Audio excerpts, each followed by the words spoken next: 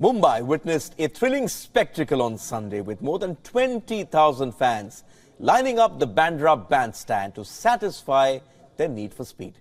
Formula One Constructors World Champions Red Bull Racing had former Grand Prix driver David Coulthard drive Sebastian Vettel's 2011 championship-winning RB7 on that famous street.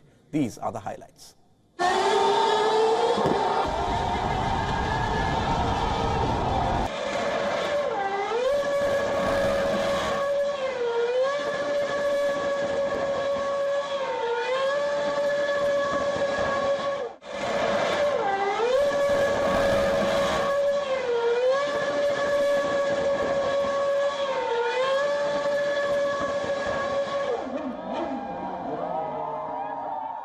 The Formula One season kicked off in Bahrain last weekend, and Formula One fans in Mumbai got to enjoy a F1 experience like never before. David Coulthard joins me, and he's a 13-time Formula One Grand Prix winner, and he took an RB7 for a ride down the Bandra Bandstand. I need to start by asking you, David, that you retired in 2008, you're now 52. How difficult is it to get into this car right now? That's a good question. Yeah, it's fair to say I'm not quite the same size as I was when I was driving, so the suits have to keep getting made a little bit bigger, and it gets a bit tighter in the cockpit. But it's fantastic for me at this age to still get the chance to jump in a Red Bull, to not only experience the thrill of driving a Grand Prix car for myself, but to see the reaction from people on the streets. Some are seeing a Grand Prix car for the very first time. They may have heard about it, they may have seen Netflix, or they may have watched the Grand Prix, but I think the demonstration that we're able to do on the streets really connects it with the public.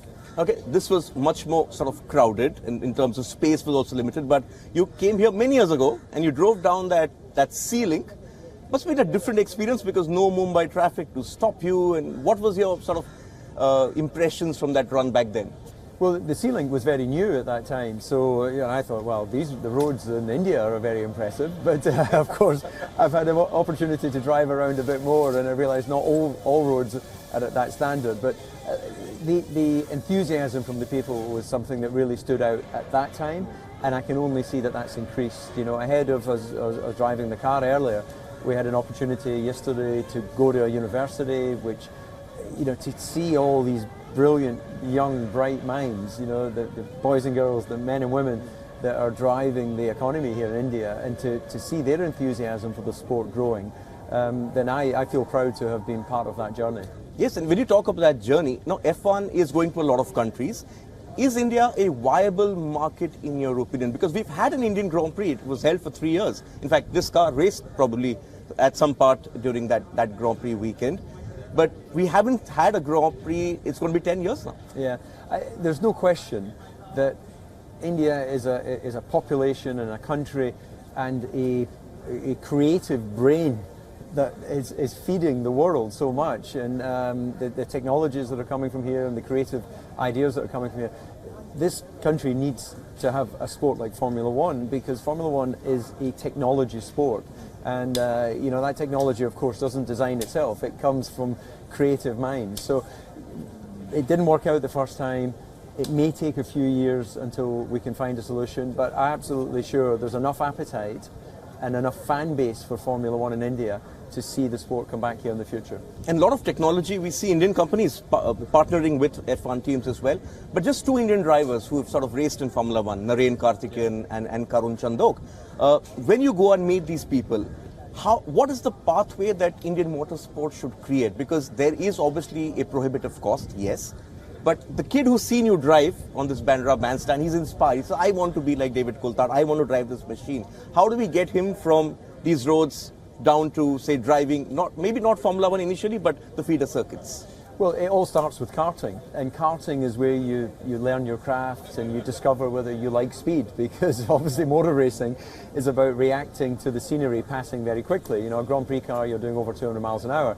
Karting initially, the little fun karts are doing 30, 40 miles an hour, and then they get faster. So there needs to be that grassroots infrastructure, which is not only I think teaching better driving standards for the roads, but it's also discovering where that talent is. Karun was a colleague that I see at many of the Grand Prix today, and he was able to find his way. But as you mentioned, it is an expensive sport, but where there's talent, there'll be support. Okay, we're seeing 3 races this year in America. Obviously, sport is going to bigger markets, and you spoke about Netflix as well. But do you think that the traditional races in Europe, which have sort of defined Formula One, like those sports buffs like me who sort of grew up on, say, the German Grand Prix or Hockenheim and all of that, you think that could get sort of pushed out in this search for new markets? Well, there is that risk, of course. Not having a German Grand Prix when you consider Mercedes have been dominant for up until 2 years ago is a little bit surprising. But it was about the connection from the German public with the driver rather than the company as a whole. During the Schumacher era, there was 2 German Grand Prix. That went down in popularity with Sebastian Vettel, and then with Nico Rosberg, there just wasn't that connection because although he's got a German passport, he's a Euro child that's grown up in Monte Carlo. So, there is a risk, of course, but business goes where there's an appetite. You don't keep your business in one place when the appetite is decreasing. You search out territories and you grow your business. And the business of Formula One is technology development, it's entertainment, it's being welcomed into the Middle East. We've now got 3 Grand Prix in America where we struggled to break into there, several years ago. So we have to follow where the interest is. And as an economy, there's no reason why, when you mention something like Germany, why they cannot fund having a Grand Prix there from a government level, because that's what's happening in many other countries. Because what it does is put a spotlight. The world is watching that country. The fans are traveling to that country. It boosts the local economy. So there's many business cases for why Formula One works. Okay, before I let you go, you're a respected voice in world sport. I told you I met you at the Laureus Awards in 2018. Nelson Mandela once very famously said that sport has the power to change the world. But we're staying in a very polarized world right now. Sport's not supposed to be political, but sportspersons are taking sides at the moment. Do you think sport still has the power to unite the world, especially in these times?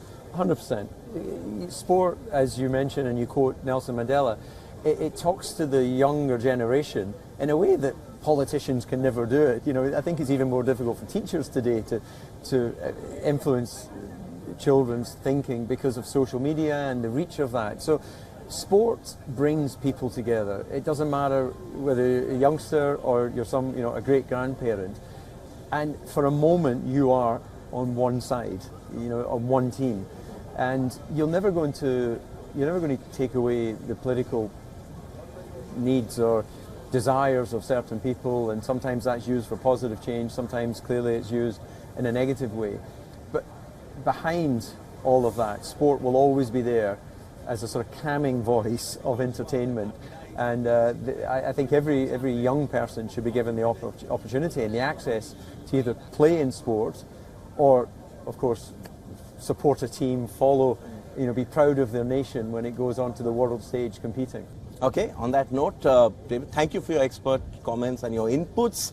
I just hope I don't feel the need of speed the next time I'm on that Worley Sea Link, because if I get into trouble, I'll just tell the police, you know what, I got inspired because I spent 10 minutes with David Coulthard. Thank you for your time, and hope we see you back soon and we don't wait so long for you to come back and drive here. Well, I've got a feeling that it won't be so long before Formula One's back in India, and certainly from my point of view, I look forward to coming back, not waiting 13 years to do so. Thank you.